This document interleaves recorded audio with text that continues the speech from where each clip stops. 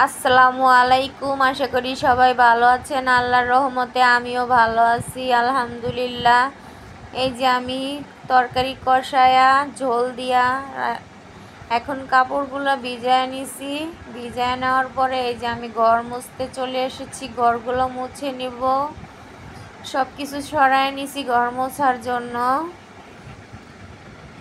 ঘর মোছার পরে কাপড়গুলো ধুয়ে নিলাম।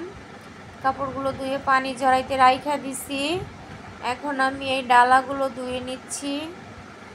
টেবিলের খাবার রাখি, খাবারের ডালাগুলো একটু ধুয়ে নিচ্ছি। ইলিশ মাছ দিয়ে কালকে খেয়েছিল, তাই এগুলো আমার একটু তেলা লাগতেছিল, তাই আজকে ধুয়ে নিলাম। পরশুদিনও ধুইছিলাম, তাই আজকে ধুইতেছি, আপনাদের সাথে শেয়ার করতেছি।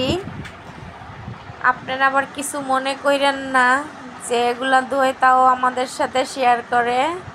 আসলে আপনাদের সাথে আমার সব কিছু শেয়ার করতে খুব ভালো লাগে, তাই করি।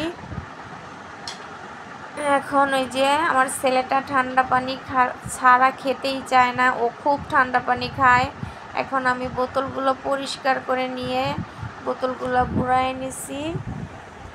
বোতলগুলো বুড়ায় এখন আমি ফ্রিজে রেখে দিব।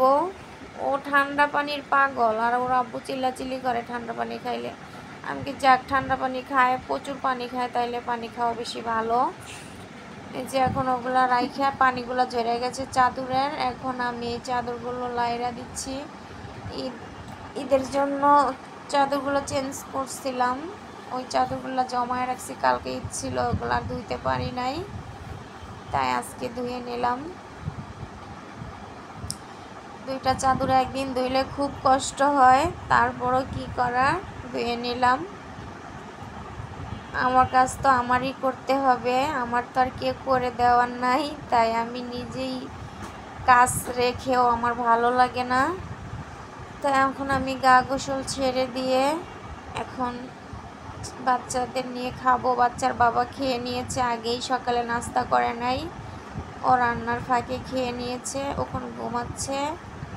আর আমি আর আমার ছেলে খাবো। মেয়েটাকে খাইয়ে দিয়েছি।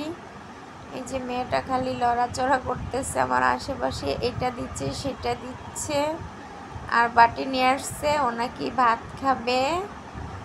আমি বললাম আমি তো ভাত তোমাকে খাইয়ে দিছি, আর খেতে হবে না, এই নিয়া শুধু করবে, ভাত ফালাইব।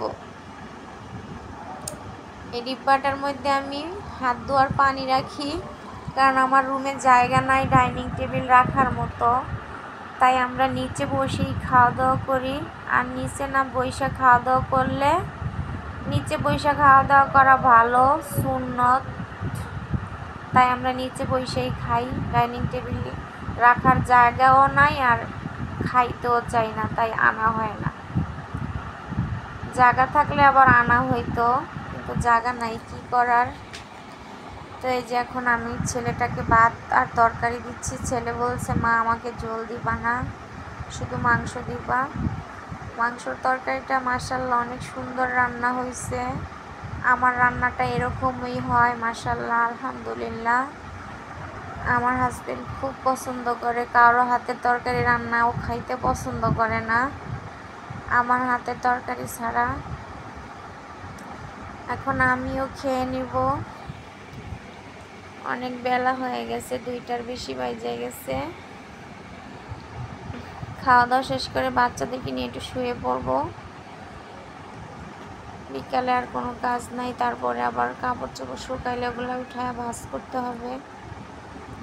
আমার ভিডিওটা যদি আপনাদের কাছে ভালো লাগে তাহলে একটু কমেন্ট